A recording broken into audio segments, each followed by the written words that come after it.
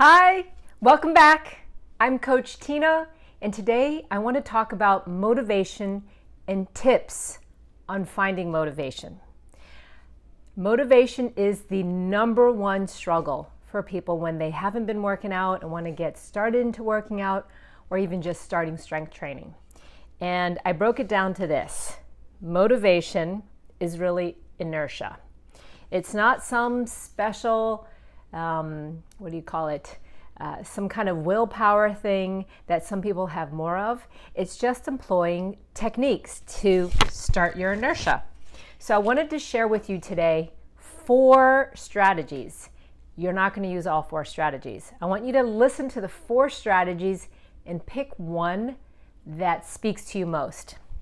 That one, I had to make sure my microphone was on.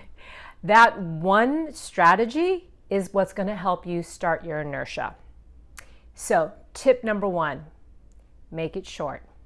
So when I say make it short, if your goal is motivation to exercise or strength train, I would actually start with 5 minutes. 5 minutes. Sounds like, oh, that's too easy, or that's not going to do anything. Remember, the tool of the 5 minutes is just setting off your inertia. It's literally getting the ball rolling. Right now, I meditate every morning when I wake up for about 15 minutes.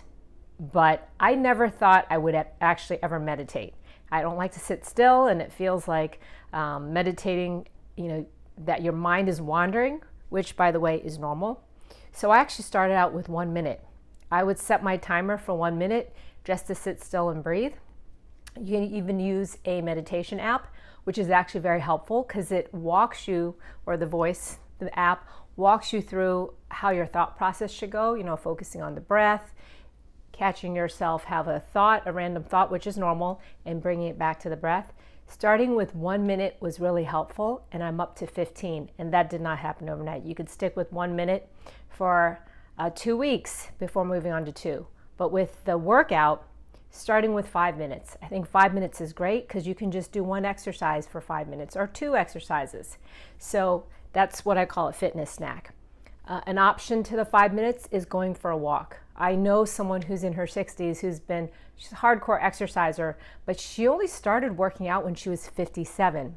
And when she was 57 for an entire year, all she did was take walks. So the small things is actually what creates the inertia. So that's strategy tool number 1. Strategy tool number 2 is scheduling it. I know you hear everyone talk about that, but let me show you what I got. I actually have my calendar. I have a print calendar because I'm Generation X and I prefer this than an iPhone. So I actually schedule things, and even though I work in fitness, I schedule my workouts. Even though I know it's going to be the same time every day when I'm going to go work out on that particular day of the week, I like to know and see it, and it becomes part of my to-do list. So if you're going to do the 5 minutes, you can always just schedule it, but it has to be written down somewhere. It has to be somewhere visual, that it's one of your things to do. Scheduling it is helpful. Whether it be you doing it solo or even taking a class. Or having an appointment makes it much easier to schedule during the day. To schedule it in during the day, because it's actually a hard schedule. You can't change the class time for since it's already preset. So that's why the scheduling really helps. So that's strategy tool number 2 that you could give a try. Number 3 is finding that end goal. So remember, I don't want you to do all these. It's picking one and just sticking with that one. And the one that you pick is going to be the one that is right for you, because that's why you picked it. So number 3 is finding an end goal. This is what I mean by that. Sometimes I don't feel like working out, but I remember how I feel afterwards. I know I'm going to feel good afterwards. And that feeling, that overpowering feeling, makes it worth it for me just putting in the time. So if I'm going to be exercising for 30 minutes or 45 minutes, I know I'm going to feel good afterwards for the rest of the day. So finding that end goal could be feeling good in your body. I don't know too many people who don't feel good after they've got their blood flowing and exercised. So either feeling good in your body, or You could be someone who just likes to check things off your checklist. It was on your to-do list for today, and checking it off actually feels good. Or not even just checking it off, knowing that you did something for yourself. So I know for busy moms or someone who's got kids and works, when she does her workout, I just know this from my clients, they said, I feel like I did something finally for myself. Even that is a great end goal, feeling like you did something for yourself while you're spending the rest of the day caring for other people. So finding an end goal. Another example of finding an end goal could be thinking of someone, this is not meant to be negative, but thinking of someone that you don't want to be like. In the sense, you know someone who's been really sick or is not feeling well because they haven't taken care of themselves. So it's more of an end goal of a shock, or, oh, I don't want to end up like that in 10 years. And especially if it's someone you know, it makes it much more tangible that you could turn out like that if you don't make some changes now in your body. So think of someone you don't want to be like is a possible end goal. And then thinking of someone you do want to be like.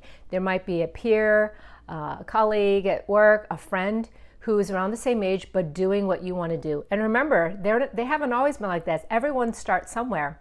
So that final end goal could either be not being like someone or being like someone.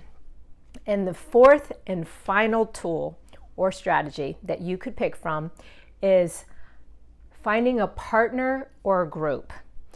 The personal aspect of accountability is so important. And I'll give you an example. There are running groups for a reason. I have a friend who's an avid runner. Her and her husband met all their friends through their running group. She likes the running group because in the morning she'll meet one of the people and then they'll go running together. It's more accountability. It's got a social aspect to it. That's also why CrossFit was so popular, because CrossFit boxes develop a community. These are like-minded people who like to do the CrossFit workouts. I'm not a huge CrossFit fan, but that doesn't matter. They still created a wonderful community. It could even be a non-CrossFit, but some other type of fitness studio, bar, yoga, where you see the same people all the time. Usually the harder core stuff, not so much yoga or whatever, people seem to bond more. Like I was saying, people who are marathon runners or CrossFitters, or even like a kettlebell gym or a barbell gym, you will find your tribe. And when you find them, you'll feel good about going because there's a social aspect to it.